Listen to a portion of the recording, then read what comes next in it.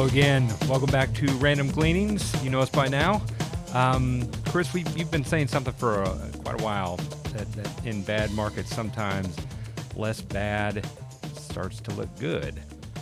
Yeah, we've seen that in the last couple of days, and it's annoying because I started talking about this in September, and of course September and October sucked pretty bad. Through the middle of October, right? Yeah. Mm-hmm. But now, hey, the market is starting to recognize it. And yeah, less bad is good. I mean, it doesn't mean we're out of the woods and everything's over. First chart, there's still a pretty big gap between where the consumer price index is and where the Fed funds rate is, right? Now that, if you look in the sort of heat map down below, what you'll see is that, December time frame, January, February, sure, those numbers start to come together a little bit more. Fed funds futures are projecting a 50 basis point increase for December. Is that right? Mm-hmm. Okay. So at that point, the effective rate is, call it 4 3/8, right? So now we have, because it's 3 3/4 to 4 now, and it would be 4 1/4 to 4 1/2, which would be 4 3/8. So what you see there on the right-hand side in yellow, Fed funds futures in the blue box is 4.37. So that's 4 3/8. Okay. And also, by the way, in February, it's still projecting, or at least as of the other day, it was still projecting another 50 in February. Is that right? Yeah, that's right. So, I mean, the numbers are not there yet. I mean, if we get another, I've got a great picture of Samuel L. Jackson in two movies, like 7.7% inflation back in February, January-February time frame. Samuel L. looks horrible, and 7.7 on the way back down. Samuel L. Jackson looks pretty studly. Yeah. I think that's one of the things that we were talking about, ourselves when the numbers came out was, people lost their mind when the month over month a couple months ago was that 0.4, right? And that's exactly the same month over month number we got for October, just a couple, last week. But they thought it was going to be lower in October. That's just it. Higher, it's all about expectations. Right. It's all all about. It was going to be higher when it came out this month, but it was lower. And so everyone knows. I mean, some of that expectation comes from the Fed themselves by way of the Cleveland Fed, right? And so they were saying it was going to be a 0.6 month over month. And I know this is kind of in the weeds, but all that's to say is, less bad, right? Yeah, I mean, all of a sudden sentiments turn towards less bad equals good, right? Yeah. And that's a good sentiment. It is. Now the question is are we completely out of the woods, especially as it relates to what happens once inflation starts to drop like a rock. So next chart. So this is a chart that shows headline CPI inflation. You see those little gray bars, Jesse? What are those? Those refer to recessions. Recessions, okay. What typically happens to corporate earnings in recessions? And that's the key, man. Earnings start to drop. Generally speaking, earnings start to drop. I mean, on average, what is it, 15 to 20%, right? Yeah, I mean, garden variety is about 15% earnings drop, yeah. and that is not good. I mean, a 10% earnings drop would take you from 220 on the S&P in terms of earnings down to about 200, right? And so for next year right now, for 2023 right now, analysts have, 230 expected earnings on the S&P 500, and we're trading at roughly 4,000. So 4,000 on the S&P right now with 230 earnings next year would put you at like 17 and change on a PE multiple, right? Price forward, looking forward, right? But 200, which is just a 10% drop, it's not a garden variety, 15 or 20%, would put you at roughly 20 times earnings, which yet again would imply, hey, maybe it needs to be a lower number than it is right now, and that's the big question. I think you said earlier that one of your favorite podcast listens made reference to the fact that multiple compression probably had already occurred, but that now it would be earnings compression if earnings numbers actually dropped off. That's right. So, I mean, just for a little bit of context, that's just the price of the market has come down to bring it to a viable, 16, 17 kind of PE multiple that's on average of the long term. So that it was definitely expensive. Prices come down.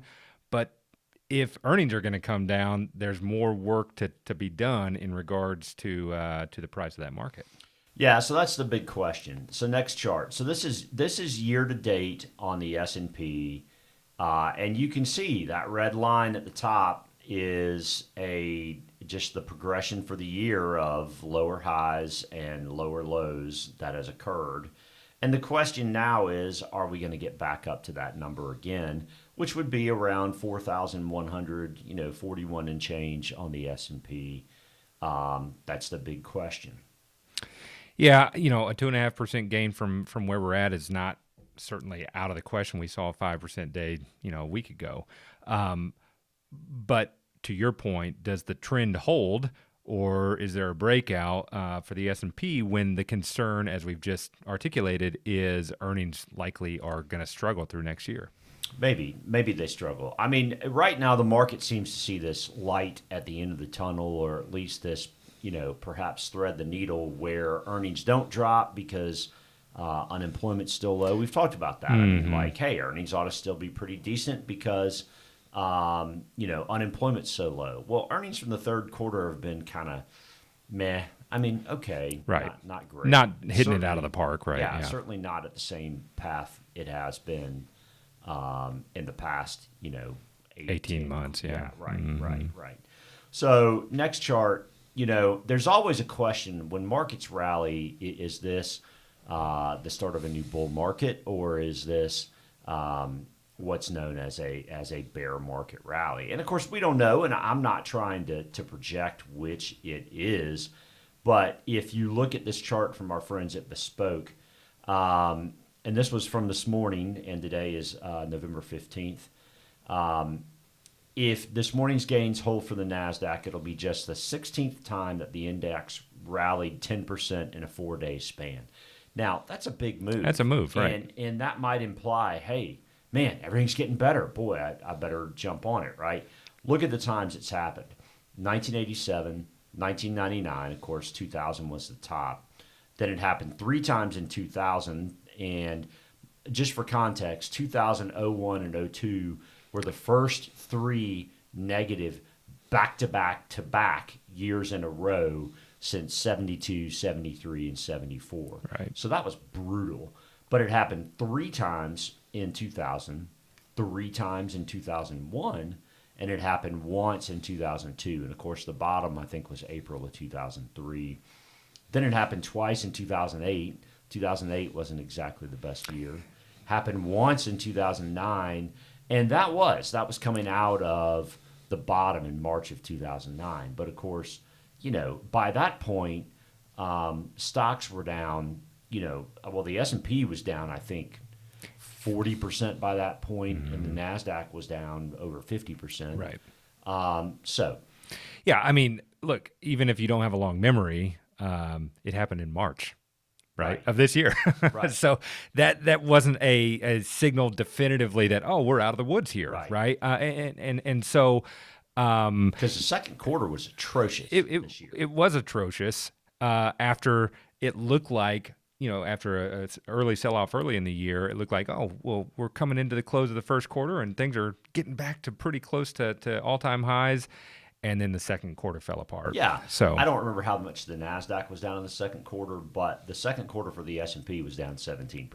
Yeah. So, again, it can be the signal of an end, or as, definitely the case in 2008. And as you mentioned, 2001, there was more work to be done. There was more work to be done on the downside to get to a fair value or a right value for future gains. Right. And okay. So let's look at the next chart. This is just to put another piece in context. So this is year to date, and forgive all the different multicolored lines going across the screen. The point really is that green line right in the middle. If you look from the top in January to the bottom thus far in October, you can see that the halfway point is 4150 on the S&P, and we're at 4,000 right now. So, if we get back to the 4150 line, is the glass half empty or is the glass half full? Tell me what earnings are going to be next year, and I'll have a stronger opinion on that. That's the big question. It really is. I mean, and the funny thing is that falls pretty close to in line with the earlier chart where the downtrend would put us within that range by 25 points on the S&P, something like that. And so, those things start to come together as you saw it did back in, what is that, at the last peak? August. Yeah, August, right? I mean, it's right there at that 50%, or was at the time, close to that 50% retracement from that prior low. So, anyway, you've pulled out some really interesting, information with the next chart. The relative valuations from, with stocks and bonds. Bonds, as we have mentioned on numerous occasions this year, have been atrocious from a buffer of volatility or anything. Yeah. They've been moving in correlation directly with stocks until recently.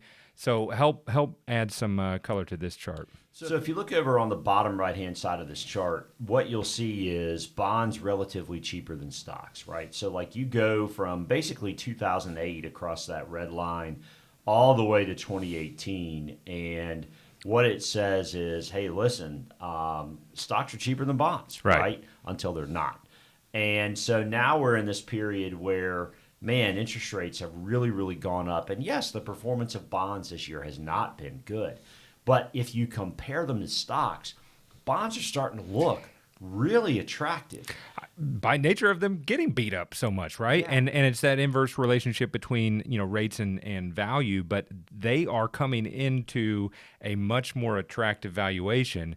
For the last, prior to that 15 minutes there in 2018, if you hadn't heard about it, there was a acronym TINA. There is no alternative, right, to owning stocks because interest rates were so low. Right. There's an alternative now. Yeah. So whatever it is, Terra, right? That's right. They're a relative alternative. I've heard someone say it, so I don't know what it is. But so suffice to say that there's some areas that are starting to look more attractive. Here's kind of another one, and I saw one of our favorite reads comment on this the other day. Just the notion of underperformance of non-U.S. equities versus U.S. equities are starting to look kind of interesting. This is a year-to-date chart on the IXUS, which is the All Countries World Index ex-US, and it's broken out.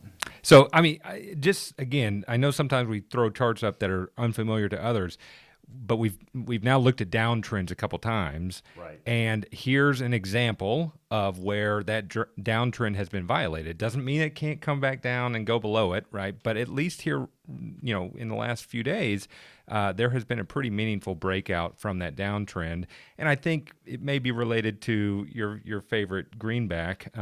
Yeah, so it seems that things overseas perhaps are not quite as bad as everybody anticipated from an energy standpoint, from a cost standpoint, from a recessionary standpoint, relatively speaking, right? So now it starts to look pretty interesting. I mean, if inflation's less of an issue in the United States and the Fed maybe pauses, well, then relatively speaking, the dollar, going down relative to the euro, going down relative to the pound sterling, other currencies around the world, gets really interesting, and that's where this breakout comes from. In fact, if you look, to borrow James Carville, I think he said it's the economy, stupid. I mean, the dollar definitely falling helps risk assets. Absolutely. There's no question. So next chart, this is a chart of the dollar. It's not a chart of the dollar. It's a chart of non-U.S. equities versus the S&P going back to the beginning of 2003. And what you'll find is that while the dollar was falling so markedly back in that time period, the rest of the world outperformed the U.S. roughly 2-1. Mm-hmm. I mean, that's pretty again, I think we probably have touched on this before, but there is a pendulum, it seems, in risk assets, and the U.S. has had its day in the sun here for quite a while. And this is not to say that they, as a as equities U.S. domestically, won't continue to do well over the time, but relative to those domiciled outside of the U.S., it may be time for that pendulum to swing back a little bit. So maybe. I mean, it really hasn't broken out, relatively it has speaking. not yet. It's But not. with the dollar fall. Well, I say it hasn't. I mean, it's definitely broken out on that chart. Just in terms of a downtrend compared to the U.S. side of things. Right. If you do a ratio chart, it hasn't broken. It's out. still, yeah, that's right. But- The point here, though, with this 03 to 08 chart is there are lengthy periods of time in which stocks outside of the U.S. do better. That's exactly right. Yeah. Art, you got anything else? Actually, this time I do. I want to say a happy birthday. And you might think it would be for you, but that was yesterday, man. But no, for real, happy birthday to you. But today, as we're recording November 15th, and others have likely seen this already, 8 billion people on planet Earth. How about it? So How about it? So a baby born today may be the 8 billionth baby. Is that that is the news of the day, and he comes just a few years after you were born. So how about that? Yeah. I guess that means your taxes are going up. There are some ramifications in regards to that. We can talk about that on another episode, but just wanted to highlight that as it's cool. Certainly news of the day. Absolutely, that's really cool. Yeah, you got anything? I do not. Thanks as always for watching. Please do hit the subscribe button. Please share with others. We're going to continue to try to put as much good content in front of you as possible. Trends to help us all hopefully lose less, make more over time. That's certainly the goal. Also share some planning information along the way also. So thanks for watching.